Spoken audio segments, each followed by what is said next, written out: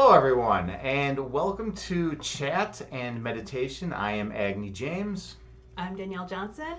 and we are grateful to be here today. So we thought we'd do something a little bit different. We recently took a trip to the Upper Peninsula of Michigan, and we went for a vacation. And Danielle actually has roots in the UP. She grew up there. So tell me, what was it like growing up in the UP? Well, it has its good and its bad, just like anywhere. So first of all, it's the most beautiful place in the whole universe, which now you believe me that was true. First, I was a little skeptical because, people like to use hyperbole and say, oh, it's the most beautiful place ever, the most beautiful thing. They could be looking at, a grain of sand or, a piece of chalk and touch their heart and say this is the most beautiful thing, and it's like, no, it's not. It's a grain of sand, but this place is pretty damn beautiful. So my two favorite places in the world, one is my parents' deck in the backyard, and our whole backyard is just like a hill of trees and forest, and there's a little stream running through, and so we had a couple deep philosophical conversations on the back deck. Those are actually some of the highlights of the trip. Actually, those are deep conversations that we had, definitely. And then we also have a cabin on Lake Superior. So my second favorite place is the screen porch at the cabin on Lake Superior. Oh, it's absolutely beautiful. And we got to go out there, spend some time out there, and just. Our view was literally Lake Superior. We're looking out. We got the beach right there, and then we have this beautiful, huge body of water, and it was incredible. So I was pretty grateful to experience it. So it's a little bit of a drive. So it was about 7 hours. Yeah, my back wasn't thrilled, but we made it. And I'm a morning person. I like to get up and just drive. So I finagled Agni into letting us leave at 3 a.m. Last Wednesday morning. Yeah. But we got there at 11:30 or noon their time, so there's a time zone difference. And hung out with my parents a little bit. I showed them the town a little bit, the town I grew up in. The good part about it, like I said, it's just the most beautiful place in the world, but it is kind of remote. So there's when you're growing up, there's not a lot of different career opportunities. There's not a lot of diversity in people. And so, but there's just a very strong sense of community that I don't feel when I'm down here. So down here from Chicago, right? And you walk down the street and you can't say hi to everybody. I don't know if you noticed, but when you're up there, people are like, hi, hey, what's up? Blah, blah, blah. Everybody's just friendly and super nice and outgoing, and people keep to themselves more in the city. So that's something that's very different. It was a huge culture shock when I first got here. Yeah. I'd be walking down downtown Chicago and people would be like, oh, here's a newspaper. And I'd be like, oh, thank you so much. And people are like, no, you have to buy those. They're trying to sell you something. If you're not from Chicago and you're walking down in the city and someone comes up to you very enthusiastically and says hi, it's because they're trying to sell you something. They want something from you. They want to clean your windshield, or they want to put some flowers in your hand and then ask for money or something weird. But there, when people come up to you and say hi, you don't need to just walk the other way or nicely say that you can't, you don't want to buy any of that, but you actually say hi back. It's kind of a revolutionary concept, right? Someone says hi to you and you say hi back to them. I mean, that's pretty atypical. Yeah, so there's just a feeling of positivity when you drive into the UP, I think. So we drove there on Wednesday, and then on Thursday morning, I went and got an oil change from my hometown oil change store. That was actually the highlight of the trip for me. Me getting the oil change? Yeah. You weren't even there. And then we went up we drove up to our camp. We made a few stops along the way. We got a new game at the KC Bonkers game store, which is my favorite place, or not my favorite place in the UP, but I love that place. Tabletop game. And they also serve coffee too, which is kind of neat. I've never seen a game coffee shop before, so that was kind of neat. And the guy there's really cool too. He was actually playing a hardcore backgammon match when he walked in, And he had paused the backgammon match and actually came out and helped us find the game we were looking for. So that was pretty neat. Oh, we have a question. Thoughts on Alan Watts? I think Alan Watts is brilliant. Is absolutely brilliant. I've listened to quite a few of his work. I've checked out a lot of his work, and I think personally, I think he has made a huge contribution to the field. I think we wouldn't be where we are now as far as our understanding of life in especially Eastern philosophy. He really helped incorporate Eastern philosophy into our whole religious spiritual paradigm that where a lot of us are living in now. So that was also huge. But yeah, to be honest, I'm not an expert on him, but I definitely have liked what I've heard. He gets him. it. Yeah, he does. What are your thoughts? What do you think? Yeah, that's a good question. Yeah, right. He's cool. He's a cool guy. I used to wake up every morning and I had I would listen to like a different spiritual lecture or something like that, every day. And he's one of the guys that I would listen to every now and then. Some of his stuff at the time, I feel like I didn't really delve deep into because my level of understanding was not that great at the time. But I feel like if I went back now and checked out some of his stuff, I'd probably get more out of it. We should do that sometime. Have an Alan Watts theme night. Yeah, we could. He was the man. He was pretty awesome. Yeah. Okay. So we stopped at a store. Also, we got some pasties. So for those of you who don't know, pasties are a Cornish food that they eat. It's like a meat pie, basically, which doesn't sound delightful, but it was actually, so where I'm from was a big copper mining area, and it was actually almost the capital of Michigan, because the time they were choosing the capital of Michigan, there was a copper boom, and so it was huge. Tons and tons of people lived there. It's very remote now, but that was almost kind of the capital of the state at the time. Well, the copper dried up, right? They stopped. Actually, there's more copper there still than they ever mined. Really? Yeah, it's just very far down. So it's not profitable to get it up. It wouldn't be economically feasible tons of copper to do it. Yeah. Got it. So if they ever figure out a way to get copper that's way deep down, that will be the place to go. Cool.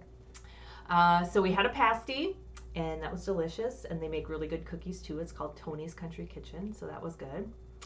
And what else do we do? Let's see. On Thursday? Yeah, we went for a walk. Yeah, we got to explore nature a little bit. Got to get out and see stuff. We got to see a crazy bridge that they have there. What's the name of that bridge? Like the type of bridge, the hydraulic. Oh, so where I'm from in Hancock-Houghton area, they have the world's largest lift bridge. So the middle part of the bridge has 2 levels. So like if the top one's up and the bottom one's down, the bottom one was made for trains to go underneath, and the top one is like the road. But then in the summer, what they do is they raise it up, and so the train part is the part you drive on, and it has like a roof on it, and so that way boats can go underneath, and they don't have to keep raising it and lowering it all the time.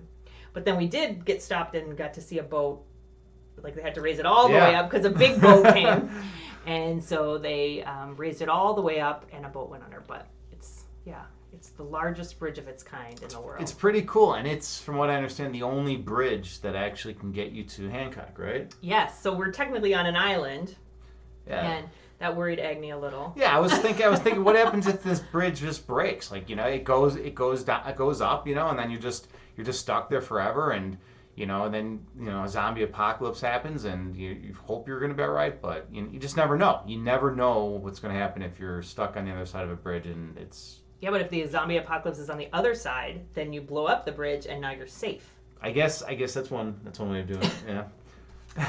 So yeah, we went for a walk on Thursday. Agni saved me from a pit bull attack. Oh yeah, that was also one of the highlights.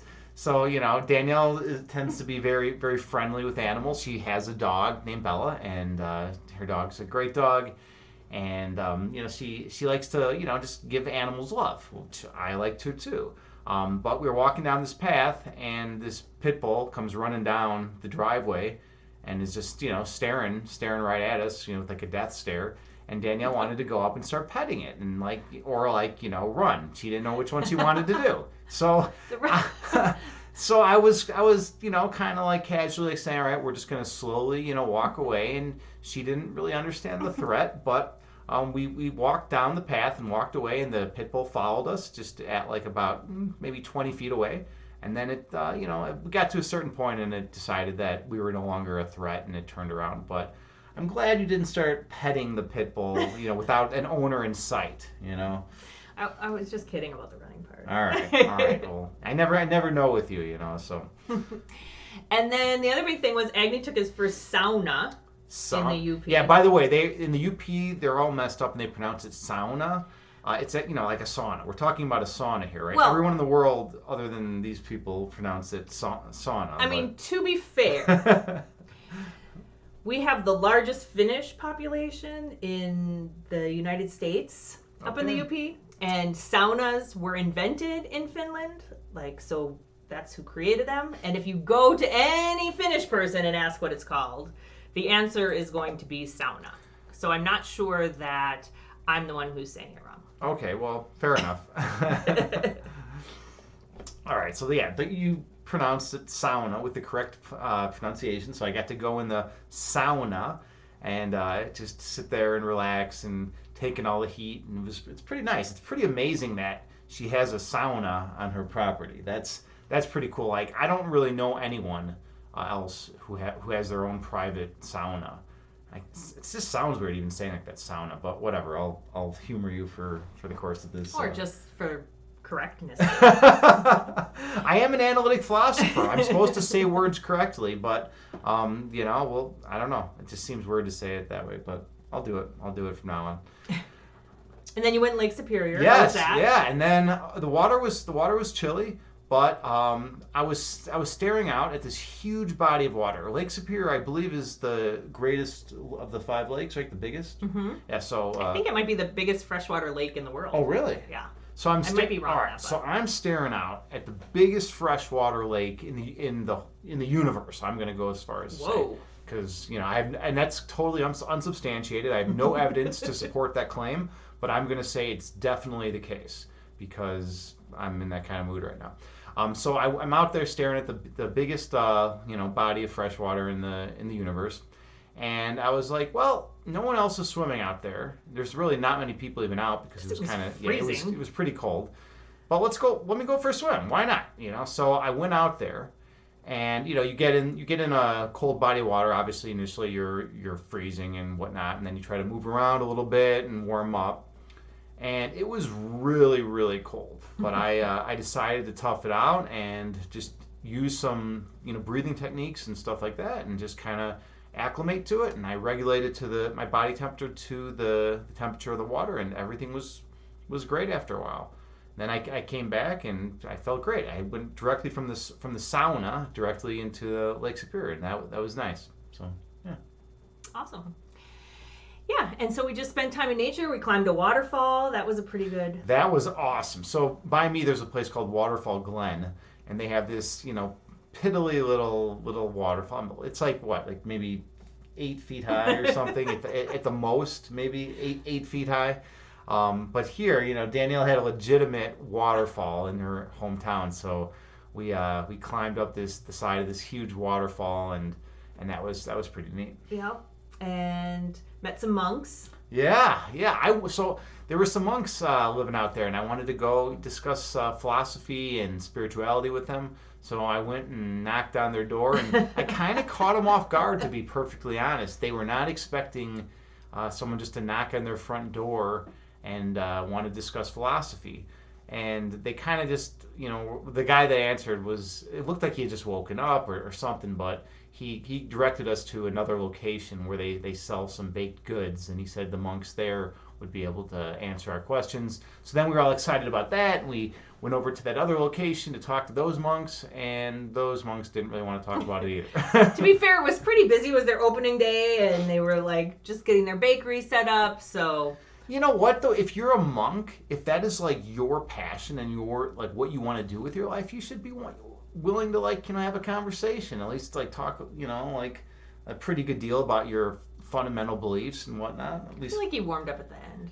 A little bit. Initially, he was just like staring down, like not even making eye contact because he didn't want to like engage in any kind of philosophical Or he discourse. thought you were just messing with him. Or that, right? Maybe he just gets messed with all the time. That's also true. So anyway, we really wanted to stream from up there, but it didn't work out. But next time when we go on vacation, we will take you with us, and we will stream live from the shores of Lake Superior. Yeah, and you'll be able to see the most beautiful place on the planet.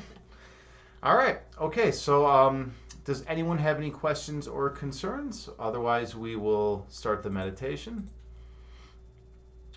Let's see. I think it's looking like we're good. Okay. So I have a Buddhist chant that I play during the meditation, and it has a chime that goes off every 2 seconds. So we'll do that. Get that playing. Oh yeah, hydrate. Drink some water. All right.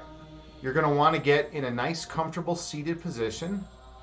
You can sit on the floor in lotus pose. You can sit with your back against the wall. You can sit in a chair. You can stand if you prefer a standing meditation. Whatever is most comfortable for you. And you want to also be in comfortable clothes, or else just be naked if that's fine with you. You know. I won't get naked. Whatever's. Although sometimes on Twitch that. Yeah, it can happen, right? We've heard stories, right? So yeah, so you want to get in a comfortable position and close your eyes and take a slow, deep inhale in through your nose, gently raising your belly, and a slow, deep exhale through your mouth, gently lowering your belly. And a slow, deep breath in through your nose, gently raising your abdomen. And breathe out slowly through your mouth, gently lowering your abdomen. Stay focused on your breath throughout the remainder of this meditation.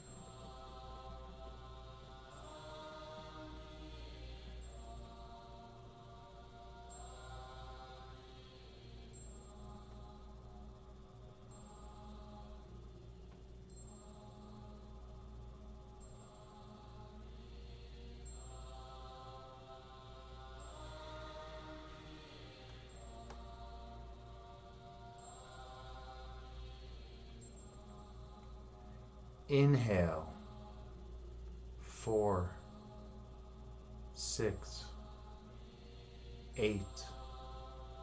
Exhale, 4, 6, 8.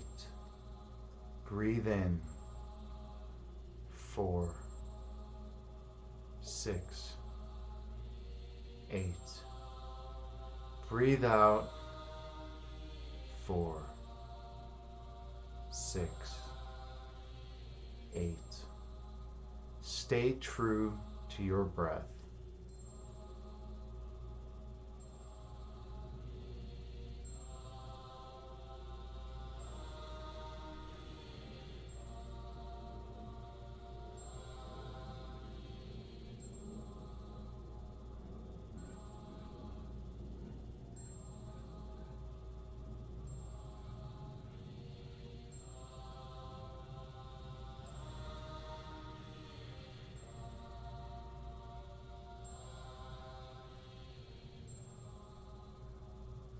Gently inhale through your nose, raising your belly. And gently exhale through your mouth, lowering your belly. Breathe in through your nose, gently raising your abdomen. And breathe out through your mouth, gently lowering your abdomen. Focus on your breath throughout the rest of this meditation.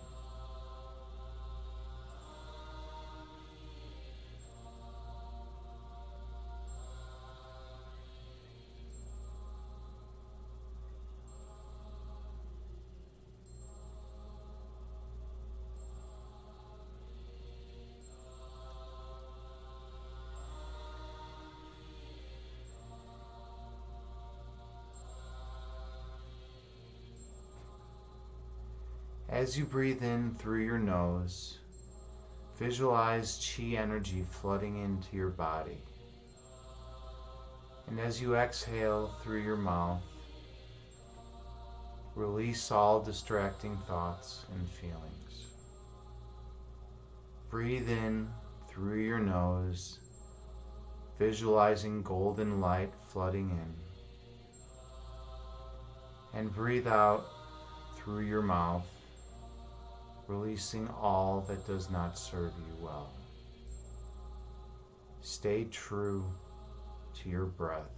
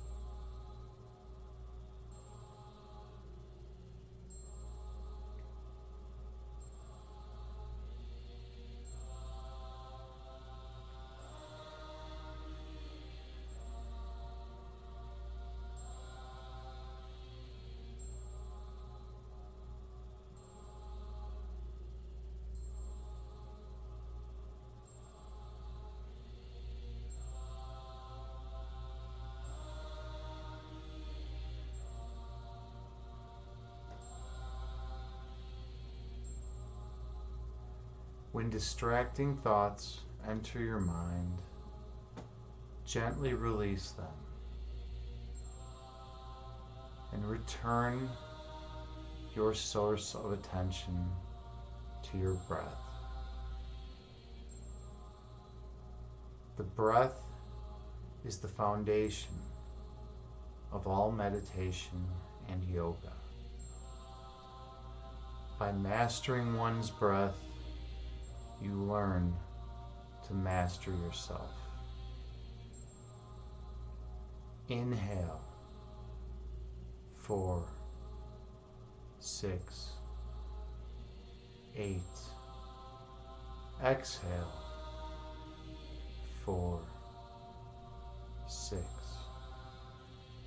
8. Breathe in, 4, 6, 8. And breathe out, 4, 6, 8. Stay true to your breath count.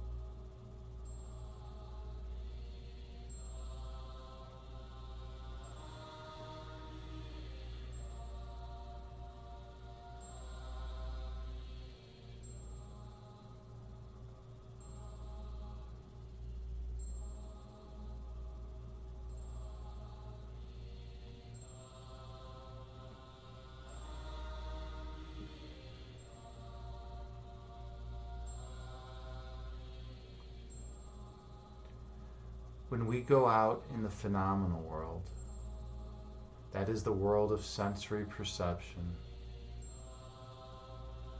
we take a tiny subset of data and extrapolate to try to understand the world around us. The problem is we have such a minuscule amount of data from the totality of data that exists that we can never hope to truly understand everything that happens in the spatio-temporal realm. But when we meditate, when we delve deep within ourselves, we come to a different place of understanding. We come to the source of creation. And from that place of oneness, from that place of perfect peace, we learn to see things as they are in themselves. Inhale.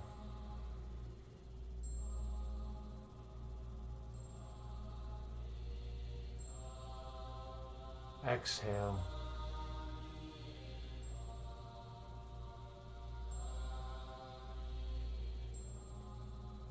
Breathe in.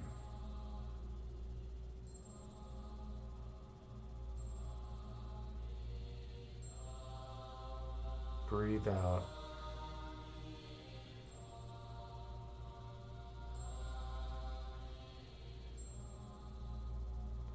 Meditation is an inward journey in which we explore who we are. The spatio-temporal realm and the ego framework are designed to keep us from understanding who we are. But when we delve in and see ourselves without ego, we remember what we are, who we are, and how we are. We become reunited with oneness and all that exists. Inhale.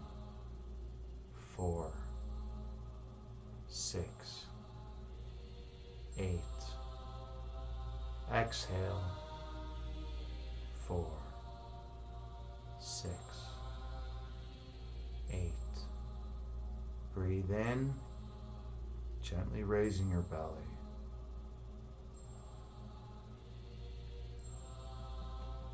And breathe out, gently lowering your belly.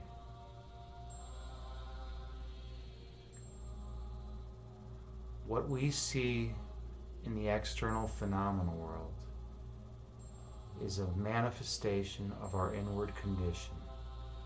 We see the feelings we experience and the thoughts that we have manifested on the big stage. But none of that is real from the context of eternity. For in eternity, time and space cannot exist. In eternity, there is only oneness.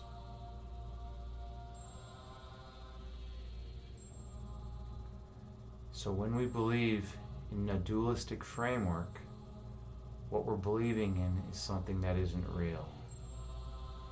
And while we have the power to manifest it and see it in a spatio-temporal realm, it is not there in actuality.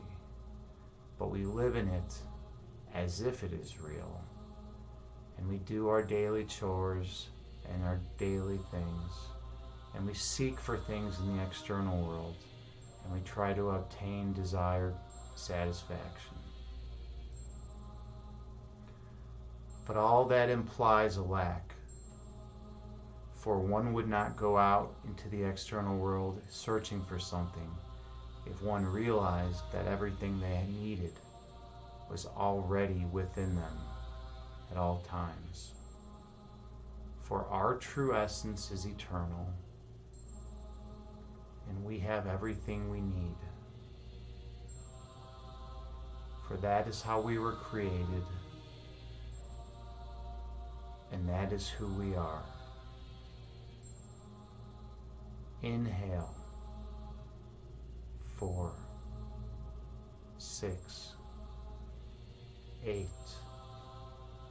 Exhale. 4, 6, 8.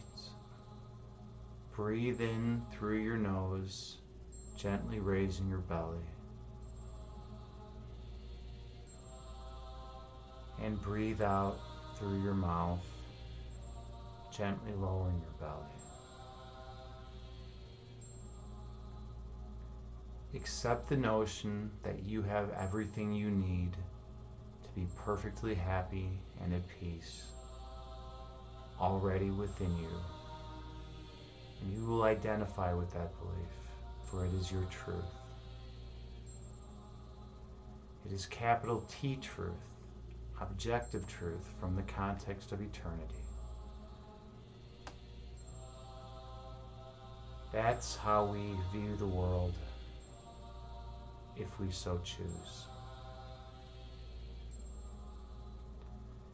Inhale.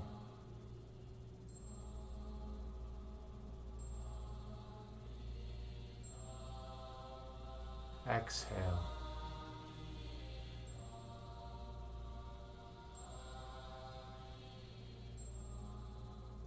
Breathe in through your nose.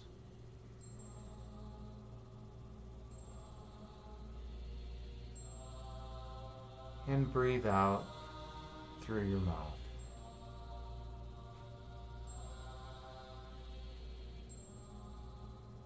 Stay focused on your breath throughout the remainder of this meditation.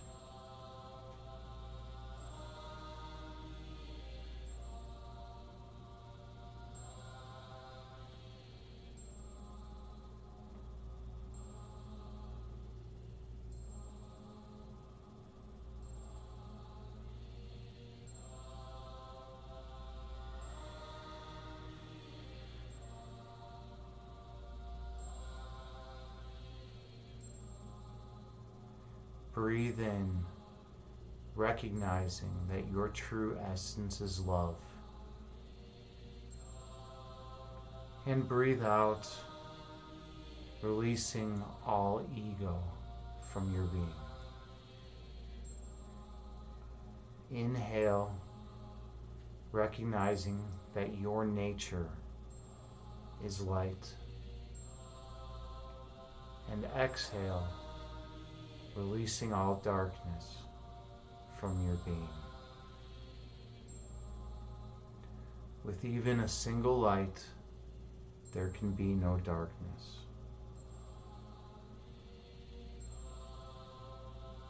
You are that light.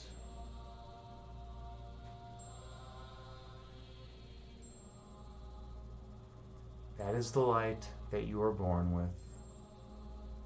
And it may become dim over time because the ego obstructs its view by dirtying the lens through which we perceive reality. But when we go back into the light, when we go back into the oneness, we become reunited with true perception and see things through our third eye.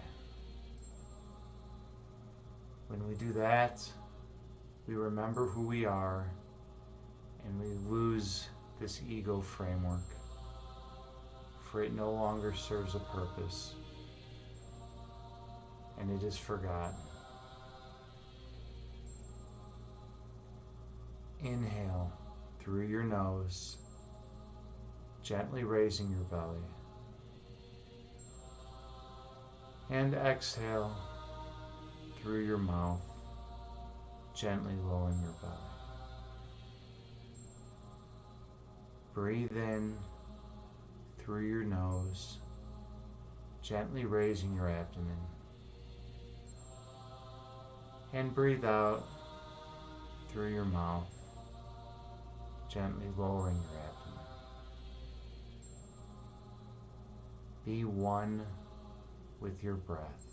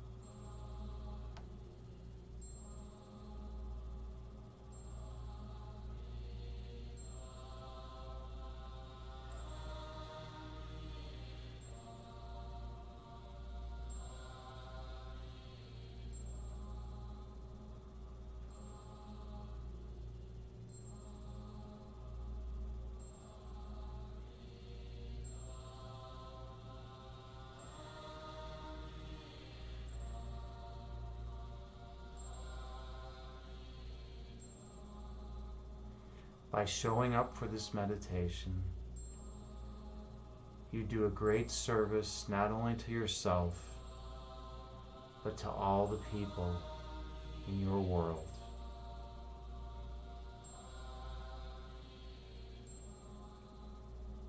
For by finding greater peace and joy and love within oneself, they can extend that outward to everyone whom they encounter. We meditate so we can learn how to calm ourselves and then take that calm and peace into the world and share it with others.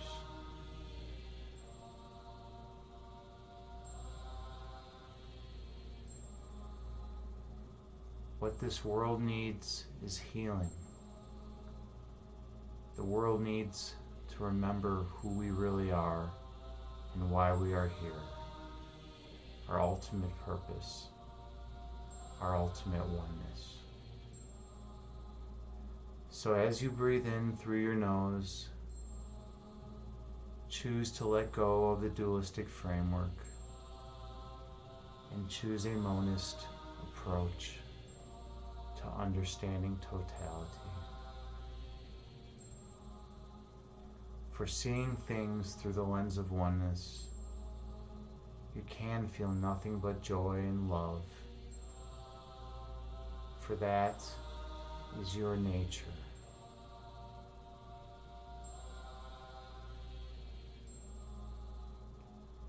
Inhale.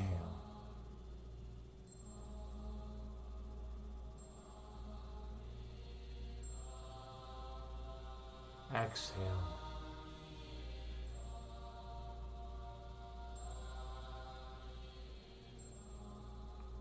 Breathe in.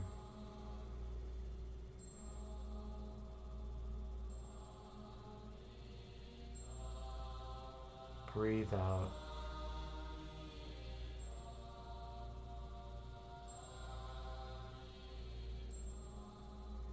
Stay focused on your breath.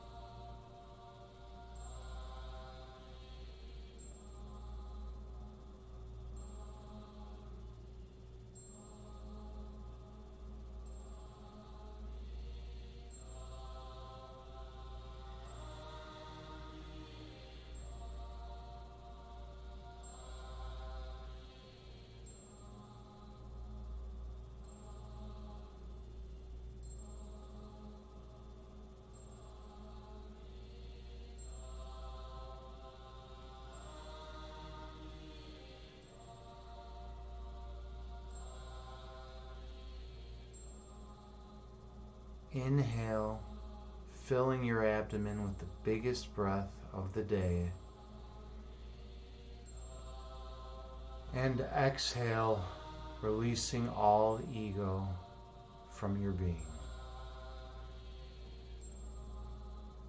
Gently open your eyes and return to the present moment, bringing with you the peace from this meditation throughout the remainder of the day. Namaste. So thank you so much for participating in this meditation with us. I'm truly honored to be here to help explore one's own nature and to help journey with you in the sacred space. If you like what you saw, please click follow to help support the stream. Or if you really liked what you saw, please subscribe to our channel. We're trying to grow the channel and we're trying to make this something that can reach out and help a lot of people in the future. So thank you all so much. You're much appreciated. We are going to raid someone unless there's any questions or comments. Did anyone find any peace in that meditation? Did anyone find anything helpful? I know I did. How about you, Danielle? I did. Good. It's just nice to take a minute and reset and get back into my head. Sometimes I feel out of my head and kind of leading with ego, I guess it would be, and it's nice to come back in and center. Great. Okay, well, thank you all so much. And let's see who we're going to raid today. We have, who is this? Mel's Camp is chatting. Let's raid Mel's Camp. Let's see how she's doing. She's a really unique person. I like Mel's Camp. She has a good energy. So everyone, she was picking flowers earlier, yeah, so I don't know what she's doing now, but everyone give her your love. Oh, thank you, Hi, JT Farms. You're here. Awesome. So nice to see you. Yeah, great to see you. I hope your day is well. Have a great day, and we'll see you later.